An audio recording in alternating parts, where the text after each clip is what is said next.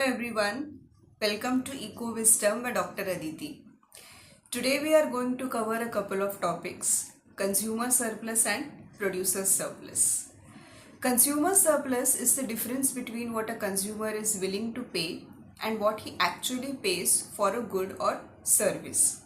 For example, a consumer is willing to pay or is ready to pay rupees 100 for a particular commodity, but he gets that particular commodity for rupees 70 itself. So the difference between these two, rupees 30, is regarded as the consumer surplus.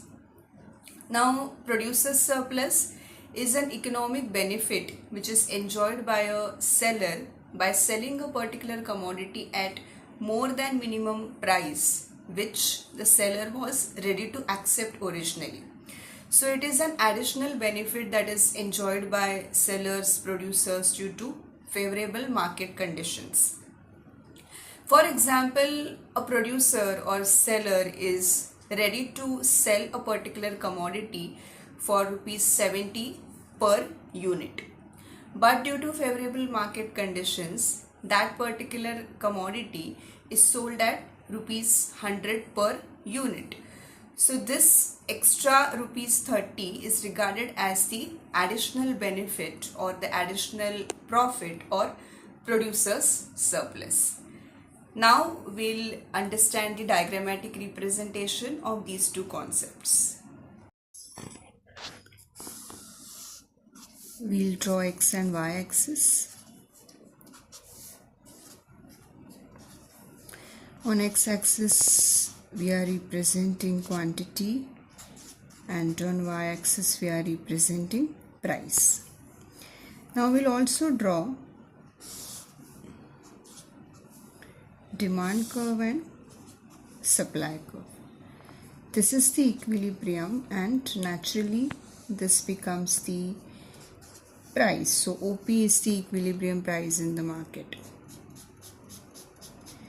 This area above the equilibrium price is regarded as consumer surplus and the area below is naturally regarded as the producer's surplus.